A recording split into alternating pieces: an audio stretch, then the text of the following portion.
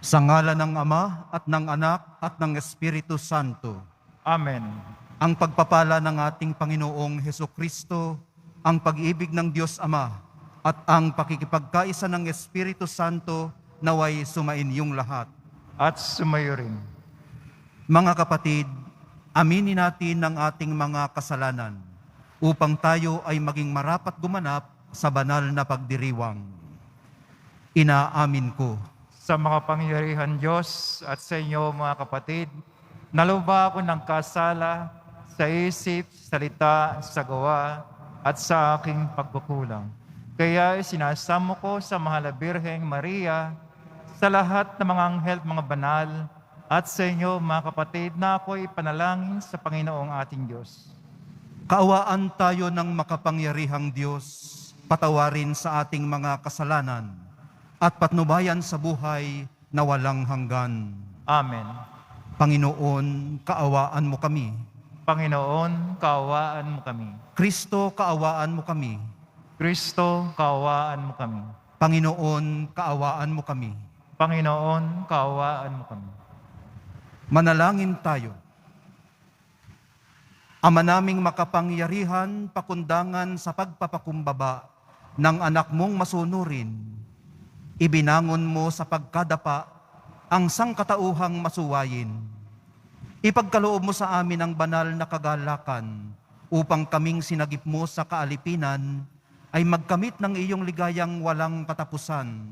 Sa pamamagitan ni Hesukristo, kasama ng Espiritu Santo, magpasawalang hanggan. Amen. Magsiyo po muna ang lahat.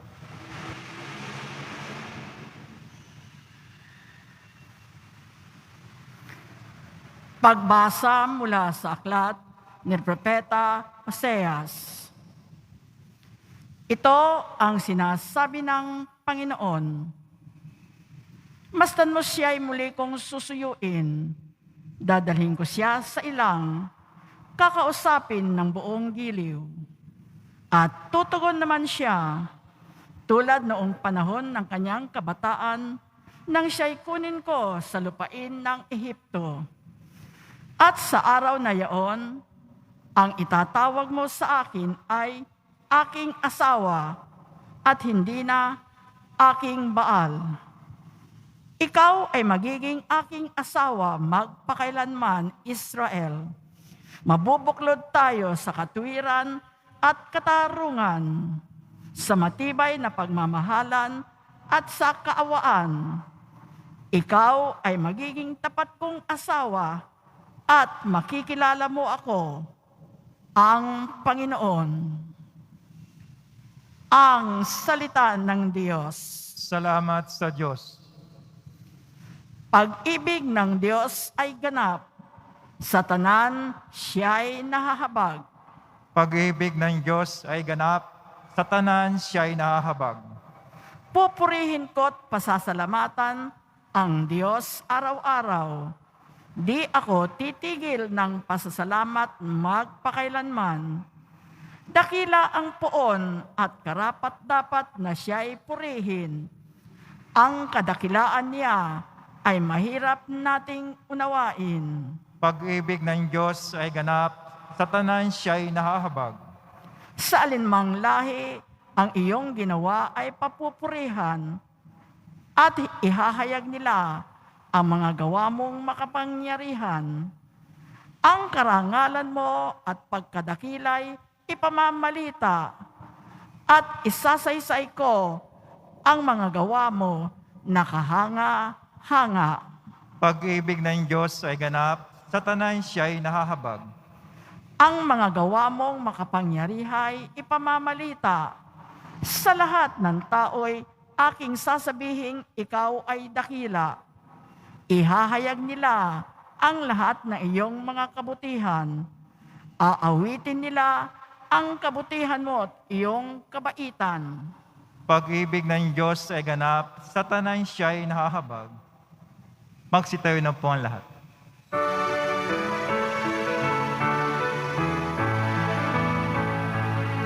Alleluia,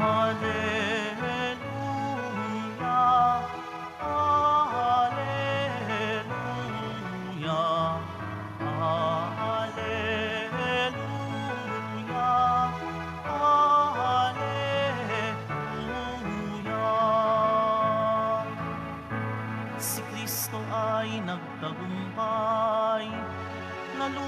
ang kamatayan, nagningning ang pagkabuhay. Alleluia, Alleluia, Alleluia, Alleluia.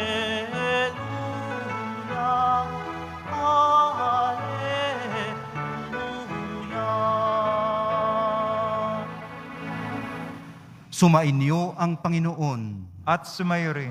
Ang mabuting balita ng Panginoon ayon kay San Mateo. Papuri sa iyo, Panginoon. Noong panahong iyon, samantalang nagsasalita si Jesus, may dumating na isang pinuno ng mga Hudyo. Lumuhod ito sa harapan niya at ang sabi, "Kamamatay lang po ng aking anak na babae. Ngunit sumama lamang kayo sa akin at ipatong ang inyong kamay sa kanya ay mabubuhay siya." Tumindig si Jesus at sumama sa kanya. Gayon din ang kanyang mga alagad. Sumunod din ang isang babaeng may 12 taon ng dinudugo. Lumapit ito sa likuran ni Jesus at hinipo ang laylayan ng kanyang damit. Sapagkat sinabi niya sa sarili, "Mahipo ko lang ang kanyang damit, ay gagaling na ako." Bumaling si Jesus at pagkakita sa kanya ay sinabi, "Anak, lakasan mo ang iyong loob. Pinagaling ka ng iyong pananalig." Noon di gumaling ang babae. Nang dumating si Jesus sa bahay ng pinuno, nakita niya ang mga manunugtog ng plauta at ang maraming taong nagkakaingay. Sinabi niya, "Magsilabas kayo. Hindi patay ang bata. Natutulog lang." At siya ay pinagtawanan nila. Ngunit nang mapalabas na ang mga tao, pumasok siya, hinawakan sa kamay ang bata, at ito'y nagbangon. At ang balita tungkol sa pangyayaring ito ay kumalat sa buong lupaing yaon. Ang mabuting balita ng Panginoon. Pinupuri ka namin, Panginoong Jesucristo. Magsiupo muna ang lahat. Wala pala talagang exempted, no? Pinuno na ito ng mga Hudyo, pero hindi siya exempted sa mga trahedya ng buhay. Isang prominenteng insider ng mga sinagoga, pero lumuhod at lumuhod din sa paanan ng mahal na poong Jesus Nazareno. Para magmakaawa para sa kanyang anak. Kung isa kang ama o ina, ano ang kaya mong isuko para sa kapakanan ng iyong anak? Si San Mateo po ang nagsulat ng ebanghelyo natin ngayon. Pero kay San Marcos po, may pangalan ang mataas na opisyal na ito, si Jairo. At may edad ang bata, 12 taong gulang. Na-sandwich ang kanyang kwento, na-sandwich ng kanyang kwento ang babaeng dinurugo ng 12 ring taon. So, doon sa unang, kung sabihin nating movement, tungkol doon sa bata at kay Jairo. Tapos, nasingitan tungkol naman sa babaeng dinurugo. Tapos sa ilalim, tungkol na naman sa bata at kay Jairo. So na-sandwich yung kwento ng babaeng dinurugo. Kung inyo pong napansin, wala ito sa aking script, pero ngayon ko lang napansin, na matapos si Jesus magpagaling o magpabangon sa patay, pinagtawanan siya. Pinagtawanan. Kagabi hindi ko ito nahalata pero ngayon ko lang napansin. At kanina habang nasa sacristy, binabasa ko ang ebanghelyo para bukas, at napansin ko rin na nagpagaling na siya ng marami pang may sakit, Pero tinawag siya ng kung ano-anong mga pangalan. Dito pala nag-umpisa pa. Ngayon pa lang, pinagtawanan na siya. Bukas pag-usapan pa natin ng mas malaliman yan. Ano? Pero ang bata ay 12 anyos. No? Dalaginding na. Pero hindi na magkakaanak dahil nga patay na.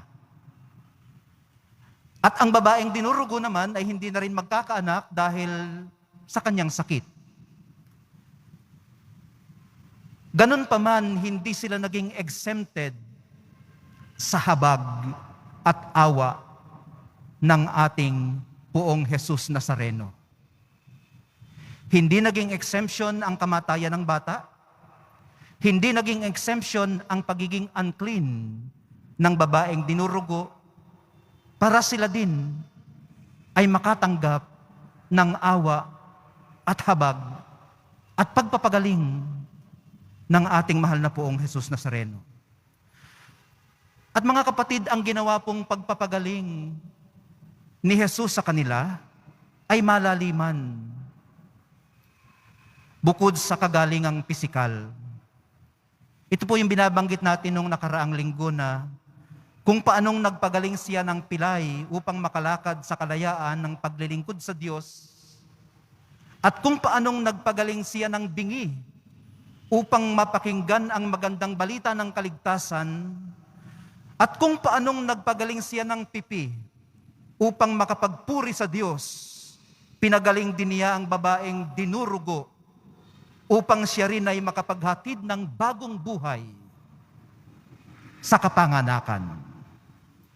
Kung paanong makapagbibigay buhay din naman sa kanyang mga magulang o sa kanyang magiging sariling pamilya ang batang 12 anyos na anak ni Jairo.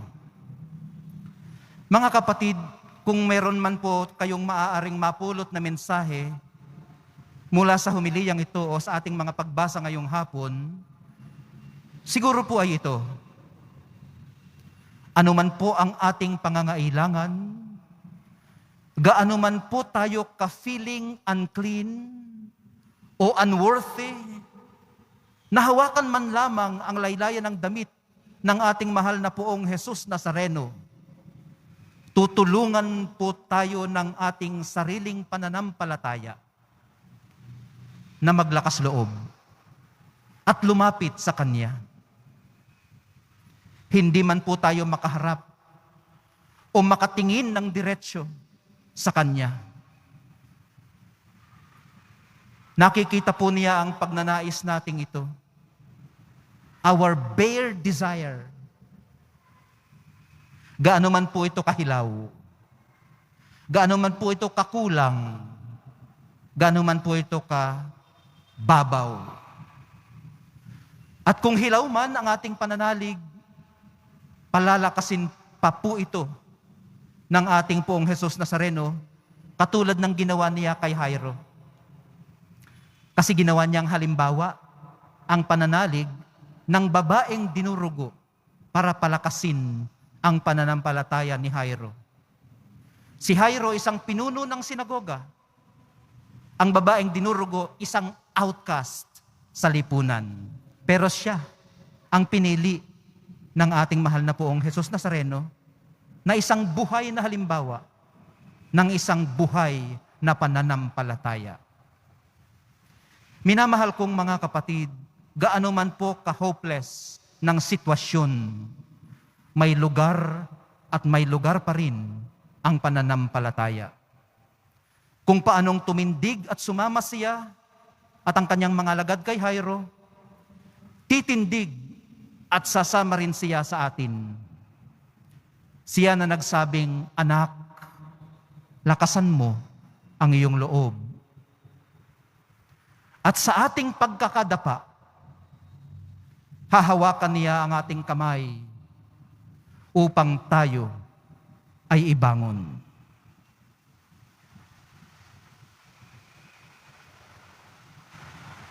Magsitayo na po ang lahat.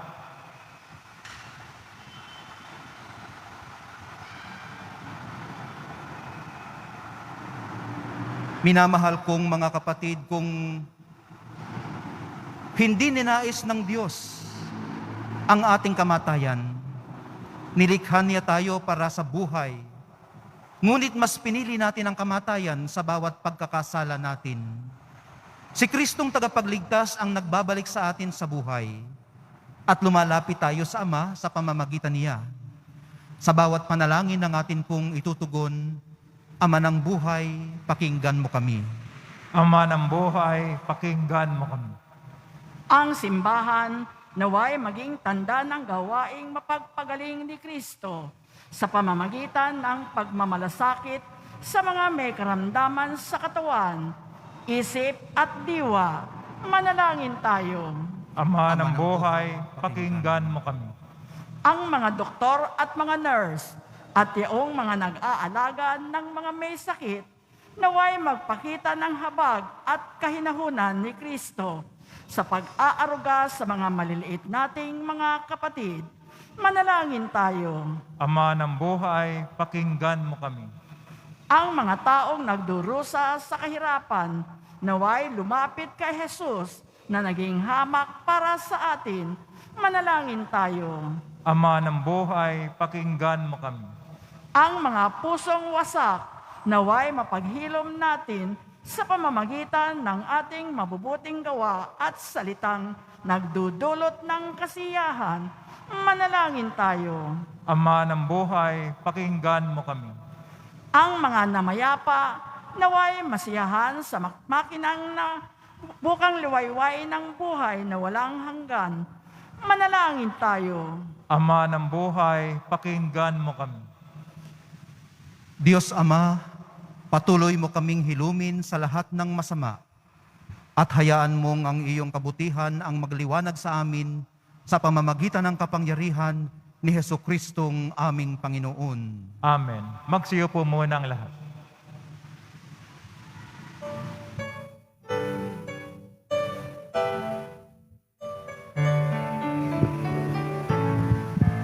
Ating alay na alak at tinapay mula sa ating ani sa lupain ng Diyos nating mahal, na siya na ring nagdulot na tayo'y may maihain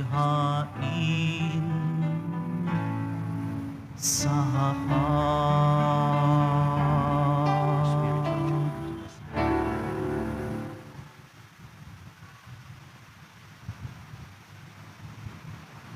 Magsitayo na po ang lahat. Manalangin kayo mga kapatid upang ang paghahain natin ay kalugdan ng Diyos Amang makapangyarihan. Tanggapin nawa ng Panginoon itong paghahain sa iyong mga kamay, sa kapurihan niya at karangalan, sa ating kapakinabangan at sa buong sambayang banal. Ama naming lumikha, ang paghahain namin sa iyong ngalan ay siya nawang sa amin dumalisay, upang ito ay maging pagganap araw-araw ng aming paglipat sa buhay sa kalangitan, sa pamamagitan ni Jesucristo kasama ng Espiritu Santo, magpasawalang hanggan. Amen. Sumainyo ang Panginoon. At sumayo rin. Itaas sa Diyos ang inyong puso at diwa. Tinaas na namin sa Panginoon. Pasalamatan natin ang Panginoong ating Diyos. Marapat na siya ay pasalamatan. Ama naming makapangyarihan, tunay ngang marapat na ikaw ay aming pasalamatan. Sa iyong paglingap at kagandahang loob, ang tao'y nilikha mo't pinangasiwa sa sansinukob. Sa hangad mong siya'y iwastong lubos, siya'y pinagdusa mo sa kanyang pagtalikod. Sa iyong paggiliw, iyong ipinahintulot na makabalik siya sa pamamagitan ni Kristo Jesus. Kaya kaisa ng mga anghel na nagsisiawit ng papuri sa iyo, nang walang humpay sa kalangitan, kami nagbubunyi sa iyong kadakilaan. Santo, Santo, Santo, Panginoon Diyos na manghukbo, napupuno ang langit at lupa ng kadakilaan mo, o sana sa kaitaasan. Pinagpala ng paririto sa ngalan ng Panginoon, o sana sa kaitaasan. Magsilod po ang lahat. Ama naming banal, ikaw ang bukal ng tanang kabanalan. Kaya't sa pamamagitan ng iyong Espiritu, gawin mong banal ang kaloob na ito upang para sa amin maging katawan at dugo ng aming Panginoong Hesukristo. Bago niya pinagtiis ang kusang loob na maging handog, hinawakan niya ang tinapay, pinasalamatan kaniya, pinaghati-hati niya yun, iniabot sa kaniyang mga alagad at sinabi, "Tanggapin ninyong lahat ito at kanin, ito ang aking katawan na ihahandog para sa inyo."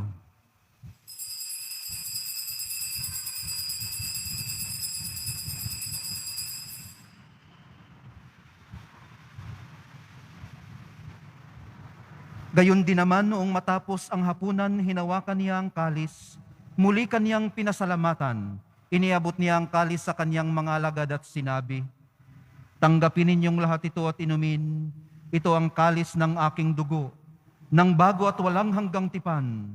Ang aking dugo na ibubuhos para sa inyo at para sa lahat, sa ikapagpapatawad ng mga kasalanan.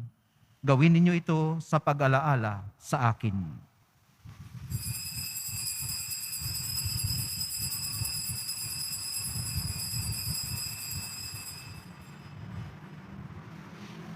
Magsitayo na po ang lahat. Ipagbunyin natin ang misteryo ng pananampalataya. Si Kristo'y namatay, si Kristo'y nabuhay, si Kristo'y babalik sa wakas ng panahon. Ama, ginagawa namin ngayon ang pag-alala sa pagkamatay at muling pagkabuhay ng iyong anak. Kaya tiniaalay namin sa iyo ang tinapay na nagbibigay buhay at ang kalis na nagkakaloob ng kaligtasan. Kami nagpapasalamat dahil kami iyong minarapat na tumayo sa harap mo para maglingkod sa iyo. Isinasamo namin kaming magsasalo-salo sa katawan at dugo ni Kristo ay mabuklod sa pagkakaisa sa pamamagitan ng Espiritu Santo. Ama, lingapin mo ang iyong simbahang laganap sa buong daigdig. Puspusin mo kami sa pag-ibig, kaysa ni Francisco na aming Papa at ni Jose na aming Obispo at ng Tanang Kaparian. Alalahanin mo rin ang mga kapatid naming nahimlay nang may pag-asang sila'y muling mabubuhay. Gayon din ang lahat ng mga pumanaw. Kaawaan mo sila at patuloyin sa iyong kaliwanagan. Kaawaan mo at pagindapatin kaming lahat na makasalo sa iyong buhay na walang wakas.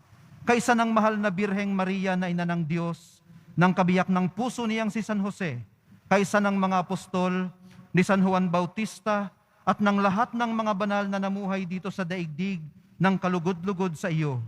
May pagdiwang nawa namin ang pagpupuri sa ikararangal mo sa pamamagitan ng iyong anak na aming Panginoong Hesukristo.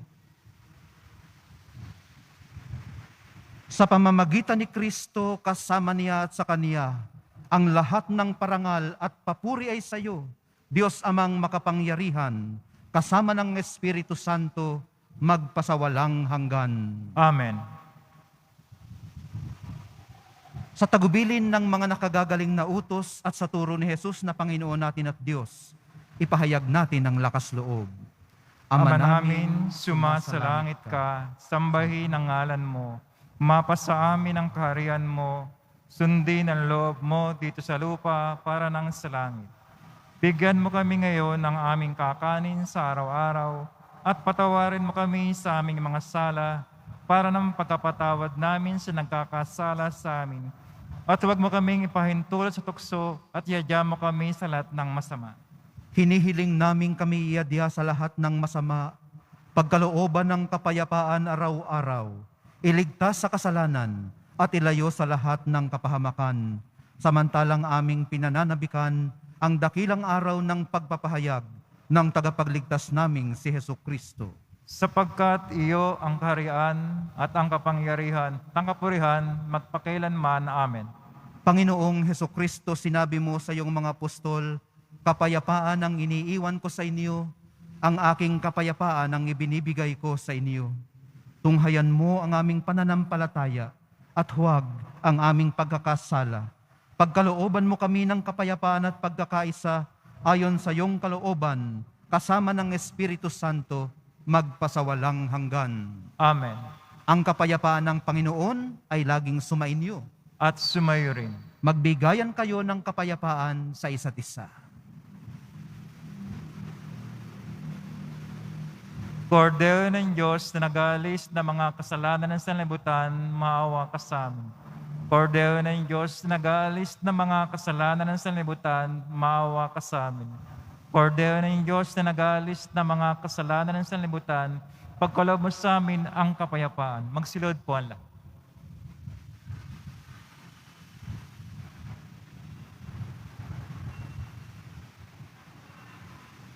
Ito ang kordero ng Diyos, ang kordero na nag-aalis ng kasalanan ng sanlibutan. Mapalad ang mga inanyayahan sa kanyang piging. Panginoon, Panginoon, hindi ako karapat-dapat na magpatuloy sa iyo, ngunit sa isang salita mo lamang ay gagaling na ako. Ang katawan ni Kristo. Amen.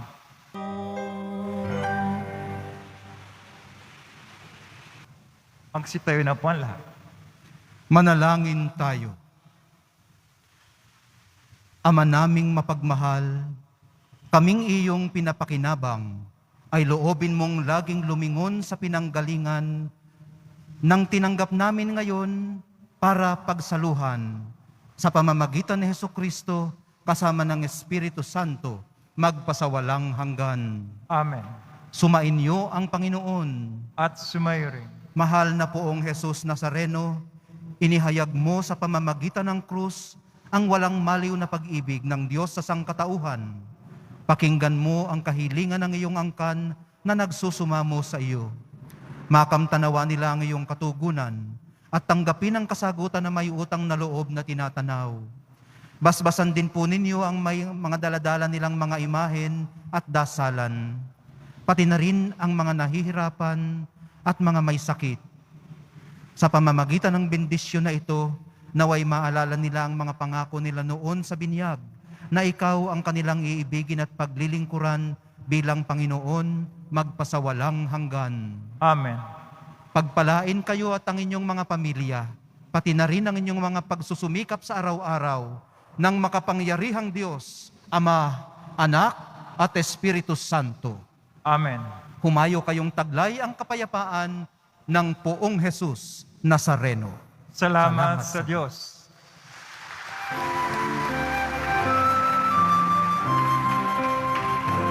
Nuestro Padre Jesus Nazareno, sinasamba ka namin. Pinipintuho ka namin. Aral mo ang aming buhay at kaligtasan. Nuestro Padre Jesus Nazareno, iligtas mo kami sa kasalanan. Ang krus mong kinamatayan ay sagisag ng aming kaligtasan. Nuestro Padre Jesus Nazareno, dinarangal ka namin. Nuestro Padre Jesus Nazareno, nilulwalhati ka namin. Nuestro Padre Jesus Nazareno, dinarangal ka namin. Nuestro Padre Jesus Nazareno, nilulwalhati ka namin.